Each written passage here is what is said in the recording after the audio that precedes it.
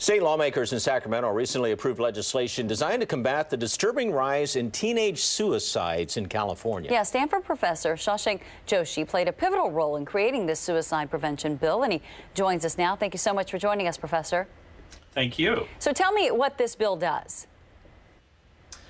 Well, this was a collaboration of a number of people throughout the state who came together after we have experienced this rise in suicides among our young people over the past 8 to 10 years. And what Assembly Bill 2246 asks all public districts in the 58 counties that serve students in grades 7 through 12 is that they adopt model suicide prevention policies, which can be found on the California Department of Ed website.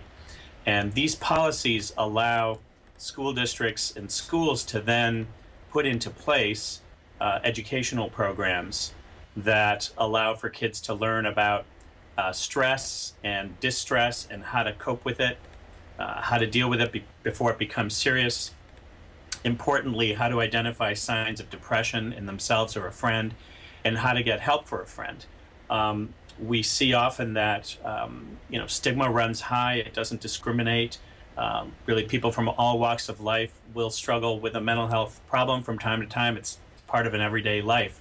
So what the districts are trying to do is really try to use teaching about mental health as part of overall health, so kids can be healthy enough to learn and participate in the class curriculum. Doctor, tell us where we're at in identifying teens who might have the symptoms of potentially being suicidal. We've been hearing about this for years now. Ever since there's been social media, we've been hearing about cyberbullying, we've been hearing about shaming online and those kinds of things. This isn't anything new, so where are we at in all of this in turning that around? This new program sounds great, but what's different about it that makes it different? Well, there are a number of wonderful programs now that are out there, and I'll just mention a couple. First of all, if you're looking for an ideal program, and if you just do a search for NREP, which is the National Registry of Evidence-Based Programs and Practices, that's done through the national organization SAMHSA, you'll find programs that have been measured, that have been shown to work. A couple of those that we've had experience have been things like Kognito. That's Kognito with a K, Kognito. That's a program that features role-play simulations.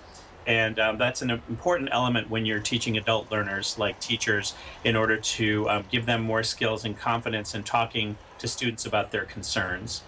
There's another one put out by the American Foundation for Suicide Prevention called Signs Matter. And that can be found on their website as well. Districts can find out more information. The nice part about that program is it features information for students who may be struggling in grades as early as kindergarten or first grade all the way through high school. And then there's another program we like from Children's Hospital Boston called Break Free from Depression, which is a 4-session curriculum that you can actually get trained online for and become a trainer and then distribute this program in your district. And all of these programs have in common a kind of interactional component. So that's something we would advise schools to look for rather than just getting onto a web page and being talked at. Look for something where there's an interactive component, such as those offered by either Kognito, the Break Free from Depression group, or the American Foundation for Suicide Prevention. Yeah, Professor, I mean, when you take a look at the statistics, they are indeed troubling. Almost 20% of high school students had seriously contemplated suicide. And then the stats go on to say that nearly 2,300 Californians ages 15 to 19 actually attempted suicide in 2014. So it sounds like really the goal here is to get kids talking, communicating, letting people know how they're feeling. Yeah. One of the most important things I think you see from these programs is that you change the culture among teenagers, among youth. You change the code of silence. So teens no longer feel ashamed to talk about when they're going through a stressful time. You're changing the narrative, so to speak, from if I tell an adult, a trusted adult, that my friend's in trouble, I'm not getting them in trouble, I'm getting them out of trouble. There's a wonderful website I want to highlight, Gun High School here in Palo Alto. They do a monthly column called Changing the Narrative.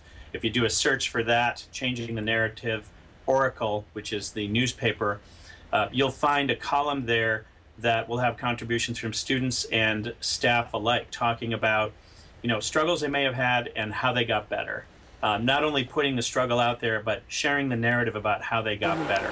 All right, Dr. Joshi, it's a very complicated subject, and it's something that parents, teachers, and students all need to continue to talk about until we can bring these suicide rates down. Thanks for taking time to talk to us. We appreciate it. If you'd like to find out more about suicide prevention in schools, Dr. Joshi has compiled that list of helpful websites. He mentioned some of them. We'll post a link on our website, ktv.com. Just go to our homepage and look for web links at the top of the page.